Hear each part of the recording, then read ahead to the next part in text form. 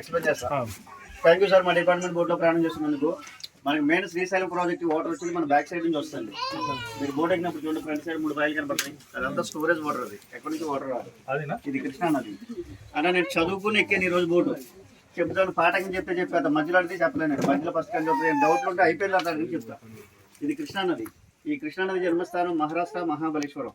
అక్కడ నుంచి Almatti dam, Narayanpur, Jurala, Beechpally, Sangameshwar, next Srisailam. ఇక్కడ గేట్లు ఓపెన్ చేస్తే నాగార్జున సాగర్, నెక్స్ట్ పులిచింతల, విజయవాడ, బంగాళాఖాతంలో కలిసిపోతుంది. ఈ కృష్ణా నది కృష్ణా డిస్టిక్ లోని అంపల్లి అనే ప్లేస్ లో సాగర సంగమం జరుగుతుంది. ఇక్కడ ఇంపార్టెంట్ గా చెప్పేది ఏంటంటే, మన బ్యాక్ సైడ్ ఎలాగైనా బోట్ లో 16 కిలోమీటర్ జర్నీ చేస్తే శ్రీ అక్క మహాదేవి కేవ్స్ వెళ్ళొచ్చు. విన్నారా పేరు? 1 lakh year క్రితం ఏర్పడ్డ కేవ్స్ ఉన్నాయి అక్కడ. అది కూడా ఆర్కాలజీ వాళ్ళు చెప్పిన లెక్కల ప్రకారం 12th century అంటే సుమారుగా 800 years బ్యాక్.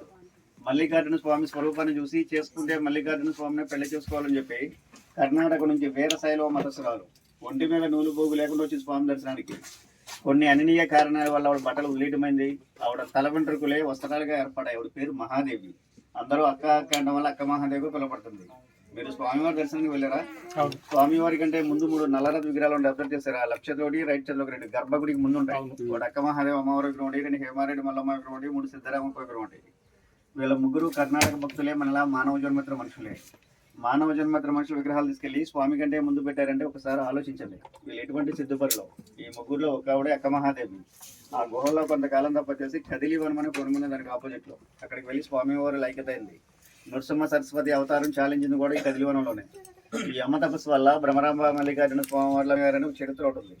దానికి నిదర్శనంగా సహసిద్ధంగా వెళ్ళంగా మడుంది గుహల లోపల. ఇప్పుడు శ్రీశైలం స్వామిని జ్యోతిర్లింగం అన్న స్వయంభులింగం ఉండదు. శ్రీశైలం ఉన్న స్వామికి అయితే మనం అభిషేకాలు చేస్తున్నాం. ఆ గుహలో ఉన్న స్వామికి ఎవరో అభిషేకాలు చేయరండి. సహసిద్ధంగా ఒక డ్రాప్ వాటర్ శివలింగం మీద పడతా ఉంటుంది. 365 రోజులు ఇంకా అభిషేకం జరుగుతూనే ఉంటుంది. ఆ వాటర్ ఎక్కడి నుంచి వస్తుందనే విషయం ఇప్పటికి ఎవరికి అంతుపట్టని ప్రశ్నగానే ఉంది. మెరాకిలకు అద్భుతం. ఆ స్వామి దర్శనానికి వెళ్ళాలంటే మా బోర్డులో ఉదయం 9 నుంచి 12 లోపే వెళ్తాయి. వెళ్ళి రావడానికి 4 hours టైం పడుతుంది. ఒకరికి వచ్చి 650 రూపీస్ టికెట్ ఇస్తుంటారు. మీరు అక్కడికి వెళ్ళాలనుకుంటే మార్నింగ్ 6 గంటలకి రూపే కౌంటర్లో మీ పేరు నమోదు చేయించుకోవాలి. 9 గంటలకి నా టికెట్ ఇస్తారు. మన ఫ్రంట్ బిల్డింగ్ కనబడుతుంది ఇక్కడ. అది రైట్ సైడ్ పవర్ ప్రాజెక్ట్ అని కరెంట్ తయారవుతుంది. అది ఏపీ స్టేట్ లో ఉంది. ఇదేమో లెఫ్ట్ సైడ్ పవర్ ప్రాజెక్ట్. ఇదేమో తెలంగాణ స్టేట్ లో ఉంది. డ్యామ్ గురించి మన బ్యాక్ సైడ్ ఉంది. శ్రీశైలంలో ఉంది కాబట్టి శ్రీశైలం డ్యామ్, శ్రీశైలం ప్రాజెక్ట్ అని మనం పిలుస్తున్నాం. దీని అసలు పేరు వచ్చి నీలం సంజీవ రెడ్డి సాగర్. నది వచ్చి కృష్ణా నది. ఫారెస్ట్ వచ్చి Nallamala forest. Present water level వచ్చి 882 feet ఉంది. డ్యామ్ స్టోరేజ్ లెవెల్ వచ్చి 885. ఇదే గంగలో చంద్రగుప్తుడు అని ఒక రాజు తన కూతిని పచ్చబండ ఉన్నాడు వాటర్లో. దాని ప్రభావం చేతనే నీళ్లు పచ్చ కలర్లో కనపడుతుంటాయి. ఈ వాటర్ మీరు చేతిలో తీసుకున్నా వాటిలో పడినా వైట్గానే ఉంటుంది. ఈ పాతాళ గంగలో ఉన్నంతసేపే నీటికి పచ్చదనం. ఇదే గంగలో ఉబిలి బసవన్న అని చెప్పి ఒక నంది ఉంటుంది శిలారూపంలో. ఒక నంది గుడికి చూసారు కదా, మండపంలో ఉంటుంది పెద్ద నంది. ఆ నందిని శనగల బసవన్న అంటారు. సేమ్ అటు గంగలో ఉన్న సెంటర్లో ఉంటుంది. డ్యామ్ కట్టక ముందు శ్రీశైలం వచ్చిన ప్రతి భక్తుడు ఆ నందిని దర్శనం చేసి వెళ్ళిన వాళ్ళే. ఇది కట్టిన తర్వాత బ్యాక్ వాటర్లో మునిగిపోయింది. ఈ ప్లేస్నే పాతాళ గంగని పిలవడానికి కారణం ఏంటంటే, గంగా నది కాశీ నుంచి అంతర్వాహినికి ప్రదేశానికి వచ్చిందంట. అందువల్ల ఈ ప్లేస్కి అంత ప్రాముఖ్యత. శ్రీశైలంలో చూడవలసిన ప్రదేశాలు: కొండపైన గోపురం కనపడుతుంది బ్యాక్ సైడ్. అది ఛత్రపతి శివాజీ స్ఫూర్తి కేంద్రం ఉంటుంది. అక్కడికి వెళ్ళాలంటే అమ్మవారి గుడి బ్యాక్ సైడ్ నుంచి ఒక 1/2 kilometer దూరం ఉంటుంది. దాని నుంచి ఒక 1/2 kilometer ముందుకు వెళ్తే హేమారెడ్డి మల్లమ్మ కన్నీరు అని టెంపుల్ ఉంటుంది. ఇప్పటికీ అమ్మవారి కన్నీటి దారి వస్తుంది అక్కడ. ఆ కన్నీటి దారి అనేది తీర్థంగా ఇస్తారు మనకి చెక్ పోస్ట్ దాటాక. సాక్షి గణపతి, పాలధార, పంచదార, అటికేశ్వరం, శిఖరేశ్వరం. Next dam.